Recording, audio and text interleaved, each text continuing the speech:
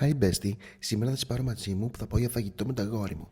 Όπως βλέπεις, έχω βάλει τα roller coaster στα μαλλιά μου και τώρα θα βάλω με αυτό το πράγμα κάτω από τα μάτια. Αρπάζω όλα μου το πινελάκι και αρχίζω να πασπατεύω τα μούτρα μου. Αυτό το δεν ξέρω τι είναι, το βάζω στη μύτη, στη φτή και κάνω τη γατούλα. Παίρνω άλλο ένα πινέλο και αρχίζω και τα πασπατεύω. Αυτό το κόζα ανώστρα το παίρνω και το βάζω πάλι στο χεράκι μου και μετά κάνω τα μάτια με τίγου σακουλίτσες. Εδώ έχουμε ένα ουράνιο τόξο και διαλέγω ένα χρώμα. Αυτό, ναι, το βάζω εδώ γιατί φαίνονται τσίμπλες. Συνεχίζω μια απόχρωση πιο ανοιχτή έτσι για να φύγει αυτό. Και μετά παίρνω αυτό εδώ που είναι σαν μολύβι ζωγραφική. Και φτιάχνω τα φρύδια μου που είναι σαν το καραμαλί. Άλλο ένα μολύβι για να βάψω από κάτω από την τζίμπλα για να μην φαίνεται τη μαύρη κύκλη.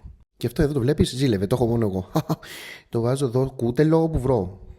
Απίστευτο το χρώμα και θα το πασπατέψω πάλι με ένα πινέλο, πάλι κάτω τα μάτια γιατί οι κύκλοι δεν φεύγουν με τίποτα. Μπέστη, άστο. Και θα βάλω και λίγο από αυτό εδώ έτσι για να στοκάρω καλά τη μάπα. Και τώρα είναι η ώρα να δείξω το χιλάκι μου τα ρικόκα. Βάλουμε και λίγο από αυτό εδώ που στάζει λίγο σαν μέλι.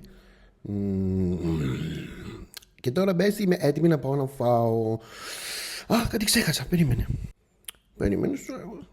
Αυτό, τι είναι αυτό. Αυτό λοιπόν και το βάζω στη μητούλα. Και μάγω λοβερίκακο και ρίκα.